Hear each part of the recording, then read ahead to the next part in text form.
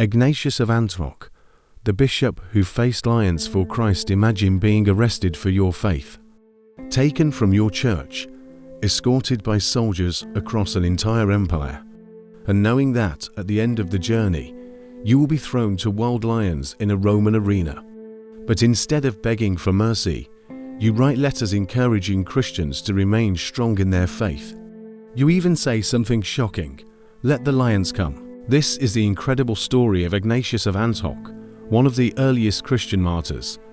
A man who chose faith over fear and Christ over life itself. Part 1. Who was Ignatius of Antioch? Ignatius of Antioch lived during the first generation after the Apostles. He was born sometime around 35 AD, which means he may have lived during the time of the Apostles themselves. Ignatius later became the Bishop of Antioch, one of the most important cities in early Christianity.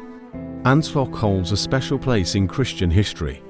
The Bible tells us in Acts 11:26, the disciples were first called Christians at Antioch. This means Ignatius was leading one of the oldest Christian communities in the world. Some early Christian traditions even suggest that Ignatius may have been a disciple of the Apostle John. If that is true, then his teachings were directly influenced by someone who personally walked with Jesus. Ignatius became known as a faithful shepherd, guiding believers through a time when Christianity was illegal in the Roman Empire. Part 2. The Roman persecution during the early 2nd century. Christians faced intense persecution. The Roman Empire demanded loyalty to the emperor and the Roman gods. Christians refused.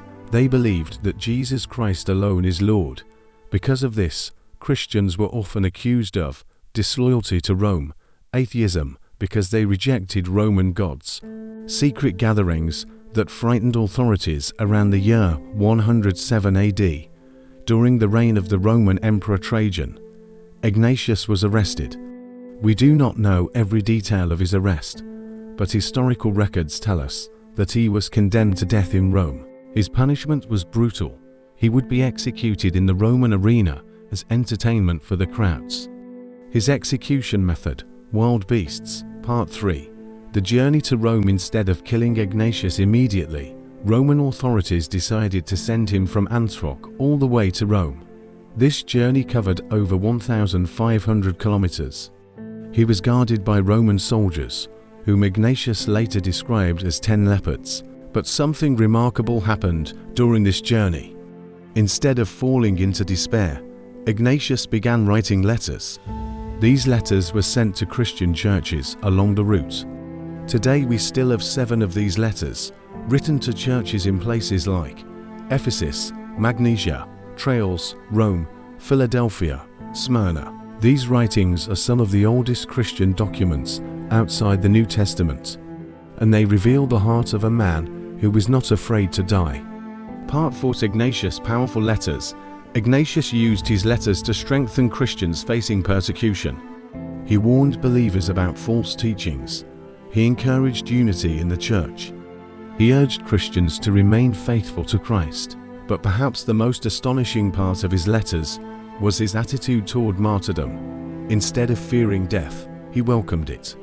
In his letter to the Christians in Rome, Ignatius wrote something that still amazes readers today. He said, "Allow me to become food for the wild beasts, through whom I can attain to God." He did not want Christians in Rome to try to rescue him.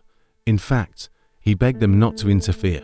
Ignatius believed that dying for Christ was the ultimate testimony of faith.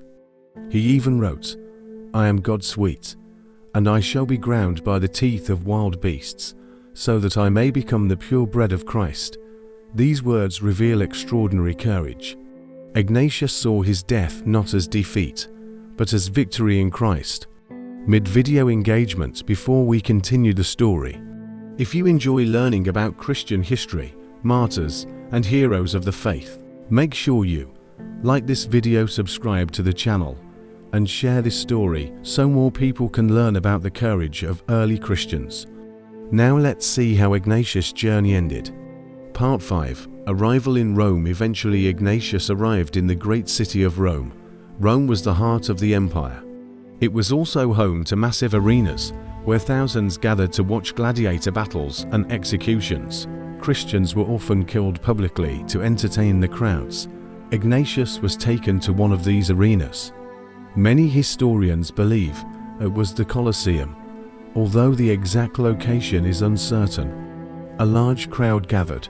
For the Romans, this was simply another spectacle. But for Christians, it would become a powerful testimony.